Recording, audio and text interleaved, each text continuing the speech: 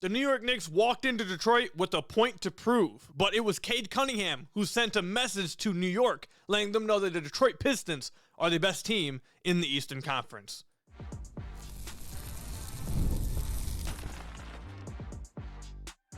You are Locked On Pistons, your daily Detroit Pistons podcast, part of the Locked On Podcast Network, your team every day.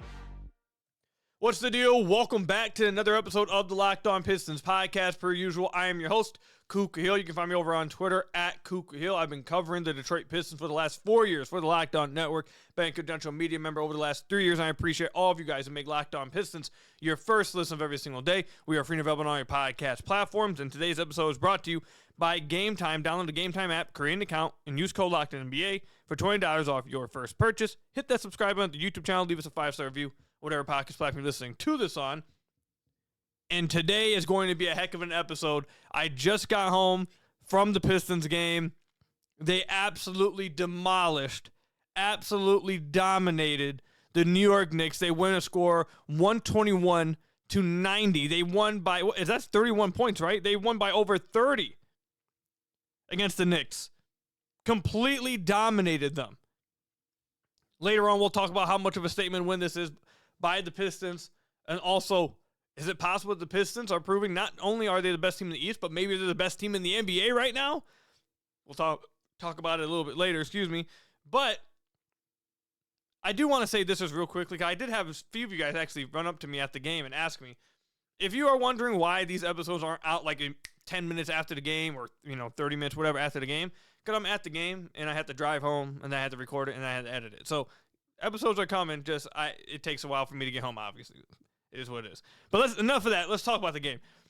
The New York Knicks came into Little Caesars Arena with a point to prove. There was a bunch of talk along the national media about the New York Knicks are clearly playing like the best team in the Eastern Conference right now. Oh, they're heating up. They win the tournament, the in-season tournament, and there's, oh, God, look at the Knicks. Here they come. They're actually the best team in the East.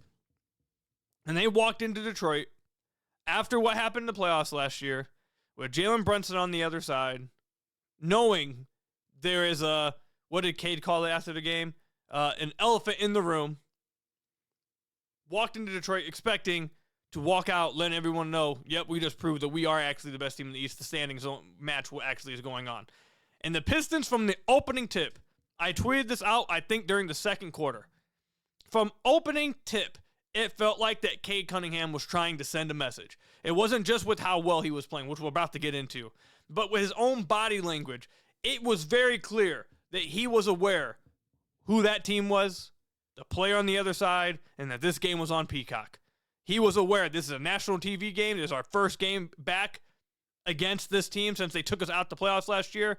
I'm better this year, and I'm going to show you guys I'm better this year. And he absolutely dominated the New York Knicks. This was one of the best games I have ever seen Cade play in his career. I almost wanted to go too far and say this was the best game I've ever seen him play. But it truly is one of the best games I've ever seen him play in just 29 minutes of action. Just 29 minutes of action. 29 points, 13 assists, 11 of 17 from the floor. Hit 3 of 4 of his threes. Remember, in the offseason, we spoke a lot when we reviewed that series that he had a lot of hedge gap threes wide open in that series. He wasn't able to get hit or get knocked down. And in this game, I believe he hit 2 of them. He had 2 blocks. He was active as ever defensively. This was one of the best all-around performances I've seen Cade have. And every single time he scored, it felt like it was just another statement. Like he was just, his demeanor just said it. And then even after the game, he spoke about how, yeah, there's no lying about it. There's an elephant in the room. We wanted this one. And I'm telling you guys, as someone who was there live, if you were there live, you probably felt it too. You could see there was something extra to this game. Cade was absolutely fantastic. And these are the moments where I kind of just sit back and I think to myself, the Pistons were without a direction for 15 plus years. In the league, you got to have one of the best players in the league to have a chance. And the Pistons were just nowhere for 15 years. They were just without any kind of direction for 15 years plus. And then Cade gets drafted, and he has a bunch of doubters. They go through the 28-game losing streak. They go through people saying he wasn't worth the top pick. He goes through people saying that, if he was actually him, they would never lose like that. He goes through all of that, and I said throughout that whole time, Cade will be the savior. Cade will be the answer. Just give it time. And he is more than shown that he is the savior for the Pistons. He has saved this team. He has saved this franchise. It was going nowhere for 15 plus years. They had no answer for a franchise player. They had nothing going. And Cade has arrived, and he has saved this team. He is a face, not the face, but he is a face of the NBA. He's in the argument for the best American-born prospect or best American-born player, not prospect, in the entire league. And he got on the floor with a player that last year, in the playoffs, I think he would even admit, got the best of him. Jalen Brunson outplayed him in the playoffs last year. Jalen Brunson has, for years, been, for the last, how long has he been in New York now? 4 years? 3 years? Last 3 years, been one of the best playoff performers in the play. He is legit. There is no hate on Jalen Brunson from this side. He is an incredible playoff performer. And last year, he got the better of Cade. In this game, Cade came out tonight to let them know, it ain't last year. I'm a better basketball player this year. I took what you guys did to me last year in the playoffs, and I came out this year to let you guys know I'm a better basketball player. You guys helped make me a better basketball player, and I'm about to show you that for the entirety of the 29 minutes I'm on the floor. He went at OG Anunoby one-on-one. He's an infinitely better isolation scorer this year. There's no more you can just trap him. He'll just attack you in isolation. He'll attack you in the post. He'll get to his mid-range. He'll get to the basket. He'll draw free throws. He'll hit pull-up threes. He also will attack you on the defensive end of the floor. He is a much better basketball player than he was when the last time the Knicks saw him, and he made that very clear to every single person on that Knicks team. It didn't matter if it was OG Anunoby. It didn't matter if it was Mikal Bridges. It didn't matter who you put on him. Cade, every possession down, picked the New York Knicks absolutely apart. And he made it clear to them, I am the best basketball player on this floor. And not only am I the best basketball player on this floor, I'm one of the best basketball players in the world. Not just in this conference, not just in this division, not just in this building. I am one of the best basketball players in the entire league. And we're on national TV. I'm going to show everyone watching that I'm better than you, and I'm better than almost everyone that's watching this game too. And that I'm on my way. That's what Cade came out here, and that's what Cade showed. He is playing like an MVP-type player, and the rest of the league needs to take notice. And I believe he did exactly that tonight. He put the whole, if you weren't aware yet, if you weren't knowing yet, Cade went out there on Peacock and let everybody know, we here. I'm here. Not we, I am here. And as long as I am here, the Detroit Pistons will be here, and you guys better watch out. This is one of my favorite games I've watched of this team in the last 5 years. It felt like a playoff environment. The team was clicking on every single cylinder. They were locked in on both ends of the floor, and their best player came out with like a Michael Jordan type of mentality of, I am here to punish you guys, and I'm going to make it clear I'm doing it. It was like psychotic behavior, what we saw from Cade tonight. One of my favorite games I've ever watched of his. And all 6 games of the playoffs last year were great to watch. This was one of the favorite games I've ever watched from him. Absolutely surgical and dominant from Cade Cunningham. Coming up, I want to talk about why this is a statement win from the Pistons, why this was a culture win by the Detroit Pistons, and why a win like this makes you sit back and say, maybe we should reconsider and cool it on potentially making many moves, if any moves, at the deadline. I'll break it down coming up.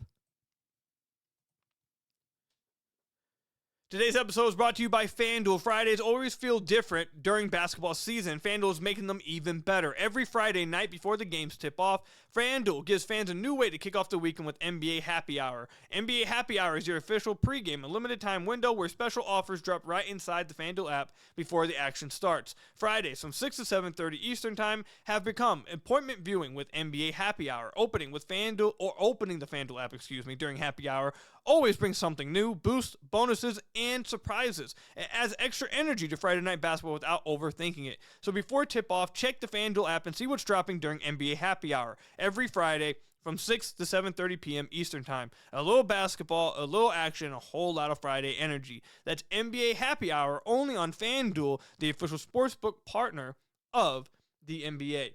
Then I've got to tell you guys about another one of our sponsors, Quo. New year, new system. This is the time when a lot of us look at the messier parts of how we run our businesses and think there has to be a better way. And there is. Streamlining your communication is one of the quickest upgrades you can make. That's why today's episode is brought to you by Quo, spelled Q-U-O, the smarter way to run your business communications. Because when your team is reachable, organized, and communicating in one place, you're not just working cleaner, you're creating more opportunities to connect with customers. It works right from your phone or computer. You can even keep your existing number. And Quo's smart AI tool automatically logs calls, summarizes conversations, and highlights next steps, so details never slip through the cracks. It's no surprise Quo is the #1 rated business phone system on G2, trusted by more than 90,000 businesses, from solo operators to growing teams. Make this the year where no opportunity and no customer slips away. Try Quo for free, plus 20% off your first 6 months when you go to quo.com/LockedInNBA. That's QUO.com/LockedInNBA. Quo, no missed calls, no missed customers with Quo. So I want to thank you guys again for making Locked On Pistons your first listen of every single day. We're free and available on all your podcast platforms. If you haven't already, head to the YouTube channel at Locked On Pistons. Hit that subscribe button or leave us a 5-star review on whatever podcast platform you're listening to us on. That's another great way to support the podcast. I want to address just how big of a statement win this was from the Pistons. We'll eventually get into why maybe the talk of making a trade should cool down a little bit. We'll discuss it. You'll see what I mean from here. Before we even get to that, 29 points from Cade, 17 from Javonte Green, 16 from Jaden Ivey, 12 from Dennis Jenkins, 10 from Ausar Thompson, 9 from Duncan Robinson, 8 from Paul Reed and Marcus Sasser, 7 from Isaiah Stewart, 5 from Ron Holland. This was a complete team effort. After the game in the presser, JB Bickerstaff let us all know that every single player that stepped on the floor tonight contributed to this win. Now, obviously, Marcus Sasser played at the end, the final 5 minutes when they emptied the bench. His 8 points came there. But nonetheless, every player that stepped on the floor contributed to this win from the Detroit Pistons. This was an utter team win led by Cade, but it was a team win and showcased the depth of this team. With that said, there's one part of this team that was the most important takeaway from tonight, outside of Cade. There's one part of this team that was the most important takeaway. And that is the defense. Ausar Thompson, Ron Holland, Isaiah Stewart, Javonte Green, Paul Reed. The Detroit Pistons are a defensive identity. They are a defensive-minded team, and they are going to get to where they get to because of their defense. It's not ever going to be because of their offense. Cade is going to lead the offense, and you're going to hope to get enough, chip-ins from everybody else. Eventually, you'd like to give him a second score. Like, okay, all that's fair. But at the end of the day, when the Pistons inevitably get back to the championship days, when they get back to the NBA Finals, when they're playing deep playoff runs, it is because of their defense. It will be because of their defense. Those players are the most valuable players on this team outside of Cade Cunningham. The defense was suffocating for New York. Absolutely suffocating. They only scored 90 points in this game. In the third quarter, we reached the, 4-minute mark. And I looked up at the score. I saw it was 56 or 57 points. I'm like, have they scored this half? Have they scored 1 point? And at that point, I believe a minute goes by. They had only scored 5 points that entire third quarter. 5 points at that point. They ended up scoring, 15 points. By the end of the third quarter, they ended up scoring 15. And for a good 9 minutes, they only had 5 points the entirety of the third quarter. The entirety of the third quarter. The Pistons' half-court offense was much better. I asked JP after the game if they were more intentional with spacing Stu with Ausar and Reed on the floor. I was not a fan of that lineup, but tonight they decided to finally space Stu and run more on-ball screens with Ausar, which worked perfectly because they were putting Jalen Brunson on Ausar to try to hide him, and that's exactly what didn't happen. Ausar was attacking Jalen Brunson going downhill. They were putting him in screening actions, and they allowed Ausar to get down 4-on-3. He was making passes out to whether it's Paul Reed in the dunker spot or kicking out multiple times to Isaiah Stewart or Duncan Robinson. It was just a much better spaced offense, and it made that lineup work somewhat. It was really good. It was really good because they finally spaced Stu, utilized Ausar a little bit more as a screener, and that unlocked their half-court offense. But the point of that is to say ignore the half-court offense. Their transition offense, their getting stops and pushing is where they absolutely obliterated the New York Knicks. After the game, J.B. Bickerstaff said that when we play to our identity, when we play defense this way, we can beat anybody. This is how we win. This is our culture. And he is 100% correct. 100% correct. Ausar Thompson was fantastic tonight on the defensive end of the floor, bothering Jalen Brunson, getting deflections, poking the ball away even when Jalen Brunson felt like he had him beat.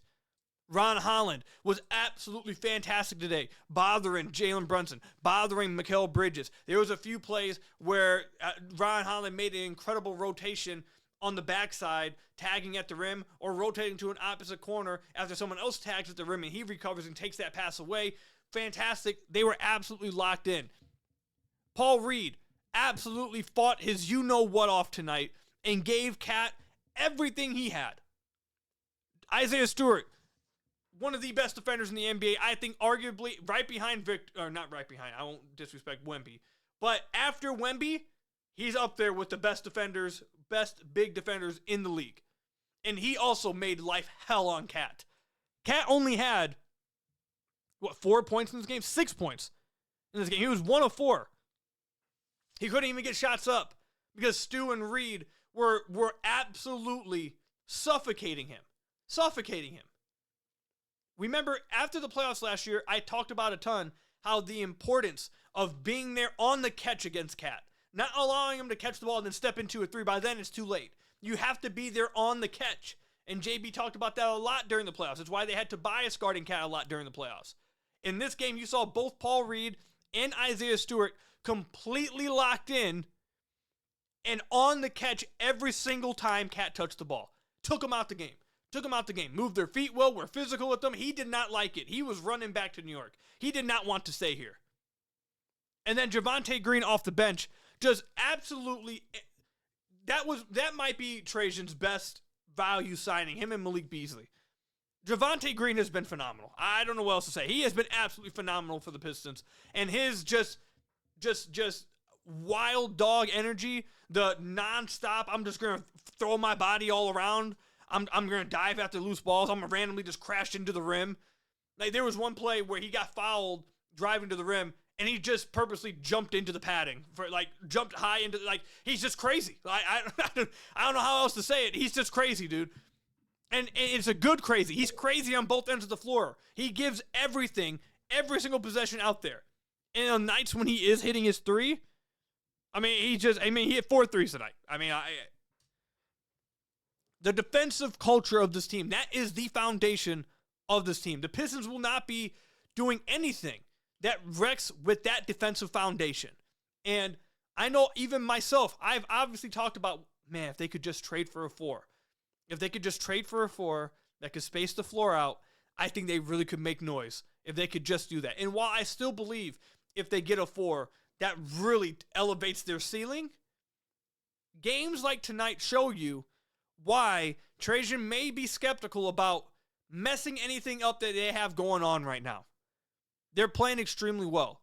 And this game right here is why I've said on the podcast numerous times, players like Ausar Thompson and Isaiah Stewart and Ron Holland are untradeable to this front office. They're not trading those guys. Those guys will be a Detroit Piston for as long as possible. Stu will be getting an extension as soon as possible. As soon as Ausar is up for an extension, it will happen instantly. When Ron eventually comes around, he will get an extension too.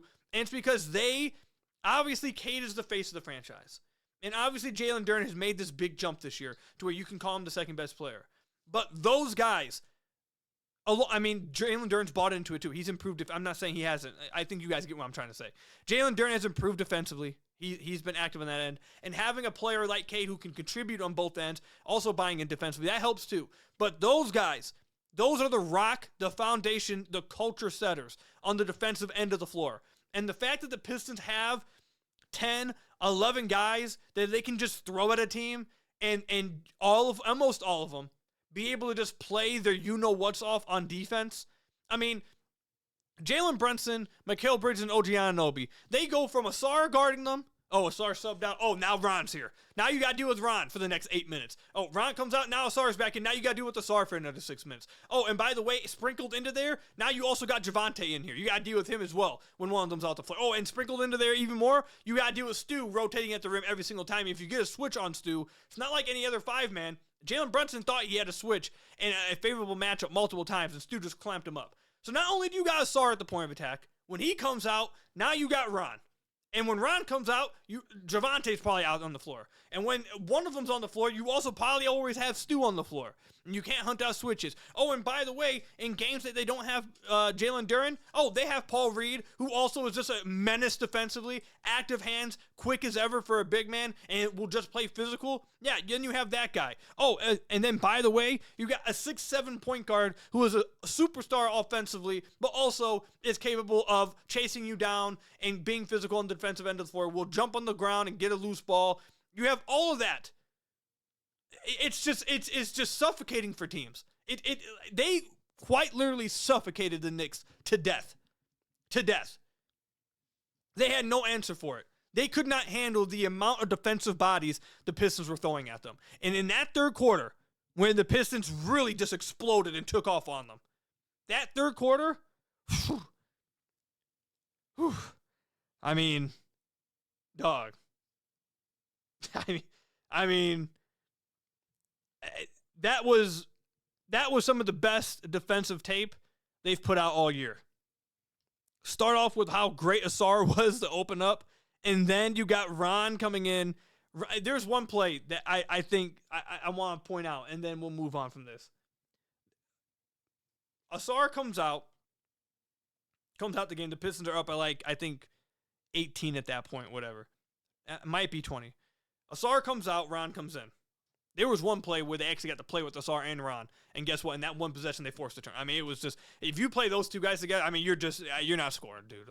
It's just not happening. But Ausar comes out, so now you got Ron and Duncan on the floor. So it's like, okay, you're gonna get the Knicks trying to attack Duncan, right? And they had already done this once before with Ausar and Duncan, and they did a great job of doing it too. But I'm not pointing that one out because I want to point out how Ron also was doing it. How they just have multiple guys able to do this. They run split action with Ron and Duncan's defender. They don't want to switch it, so the Knicks slip, which causes the strong side corner defender, who was Paul Reed, to then tag down the guy who was slipping wide open. The Pistons were so locked in on the defensive end that happened numerous times. But this specific time, that Paul Reed goes to cover, Ron goes to take the corner, and then Duncan makes the final rotation all the way around to take away the three. Like they were, you know how people say the ball is like zipping on the offensive end of the floor when you're kind of just like swinging the ball around, the ball's not sticking and you're constantly like moving the ball one end to the other?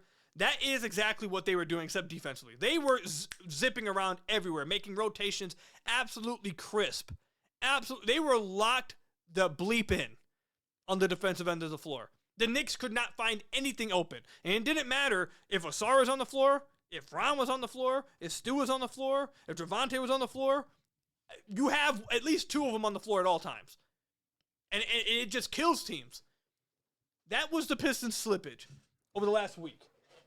It wasn't their offense. It was the fact their defense was slipping, and that's their identity. And in this game against the Knicks, their best defensive players came out and showed out and suffocated the Knicks. And that's how the Pistons are going to be one of the best teams in the league and continue to be one of the best teams in the league, is by continuing to be that defensive identity and buying into that, suffocating teams. They did that to the Knicks tonight. They had no answer. They absolutely had zero answer for what the Pistons were doing to them defensively. Coming up, are the Detroit Pistons actually better than the OKC Thunder? Are they not just the best team in the East? Are they the best team in basketball? We'll talk about it coming up. During basketball season, there's nothing like being in the building. The energy, the crowd, that first big run that gets everyone on their feet. Fans want to be there for those moments, not stuck refreshing screens or guessing what tickets are really going to cost. That's where GameTime comes in. The GameTime app gives fans the advantage back, making it incredibly easy to score amazing tickets fast, simple, and without the guesswork. Seeing the view from your seat without buying tickets makes choosing tickets super easy and confident. Features like zone deals help unlock great seats at even better value. Whether it's an NBA game or another live event, everything is right there in one place. Take the guesswork out of buying tickets with GameTime. Download the GameTime app, create an account, and use code LOCKEDONNBA. That's LOCKEDONNBA for $20 off your first purchase. Download the GameTime app today and get in on the action with GameTime. So I want to thank you guys again for being Locked On Pistons, your first listen of every single day. We are free to available on all your podcast platforms. If you haven't already, head to the YouTube channel at Locked On Pistons. Hit that subscribe button or leave us a 5-star review on whatever podcast platform you're listening to this on. That's another great way to support the podcast. I know you guys may be hearing this question thinking, "Koo, you're going too far. You're losing your mind." They are not better than the OKC Thunder. And I am here to say to you, you're probably right. You're right. You're probably right. You're probably right. But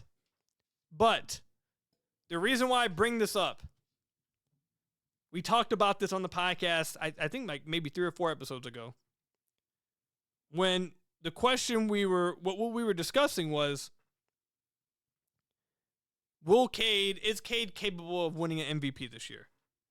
And I said, no, I think it's SGA's to lose. I think SGA will end up winning it. But Jokic being out and probably going to miss the requirement to be qualified for votes, I said he could finish top 3 if the Pistons continue to be the top seed and all that stuff.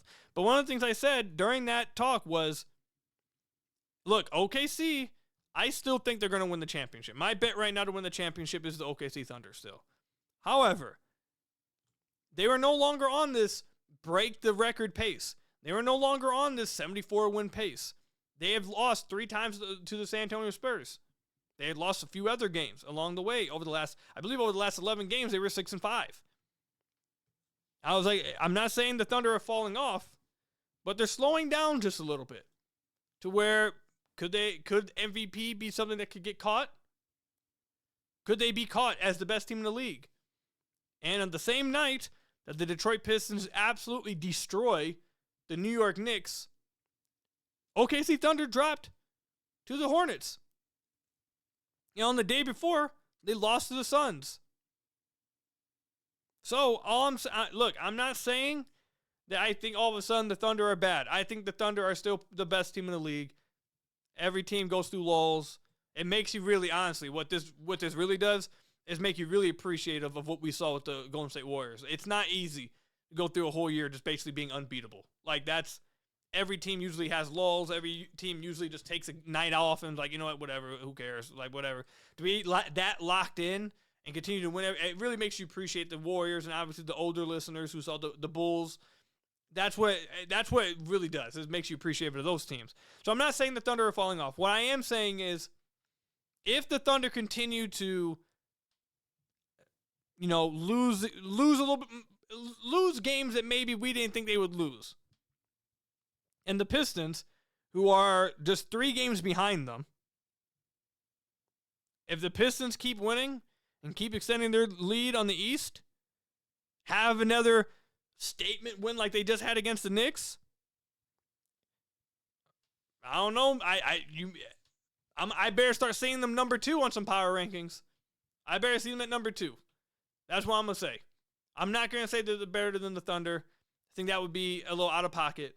I still think the Thunder are just crazy deep with talent and are insanely great team. I still think that. But the way the Pistons beat the Knicks tonight, and with Jokic out for a while, and Wemby out for a while, and on the back end of a back-to-back to do this to the Knicks. They won on the front end against the Cavs, and then to do this to the Knicks on the back end of the back-to-back.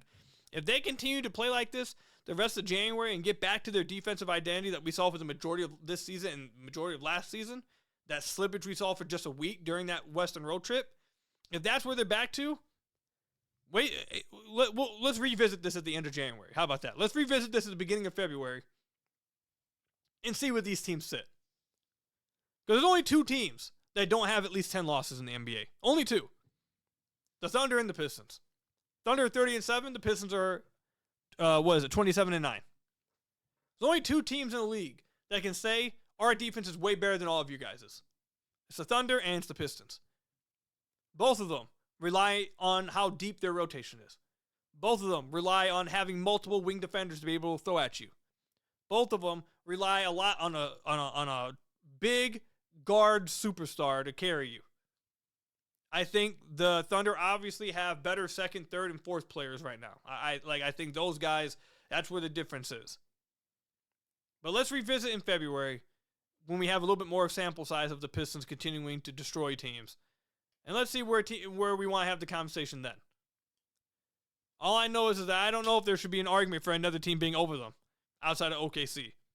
I don't see it. I don't see the argument for any other team to be over them but the Oklahoma City Thunder. Especially when I heard the Knicks were the team that was better than them and they just stomped them. And I'm looking forward to when do the Pistons play the Thunder? That's what I'm looking. I want to see them play the Thunder. I am waiting for this matchup again. When do the Pistons play the Thunder? I'm scrolling down this schedule. Why is it?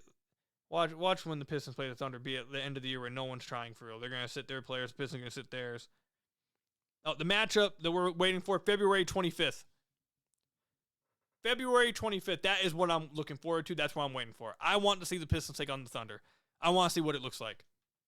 I want to see how it looks when you have 2 defensive-minded teams that want to be physical and get out in transition. I want to see whose best wins out. That is what I am looking forward to see. But that's all I've got for you guys today. Thank you guys for making Locked On Pistons your first listen of every single day. Free and available on all your podcast platforms. Hit that subscribe button to the YouTube channel. Leave us a 5-star review, whatever podcast platform you're listening to this on. And until next time, I will see you guys later. Stay safe out there, and peace out, everybody.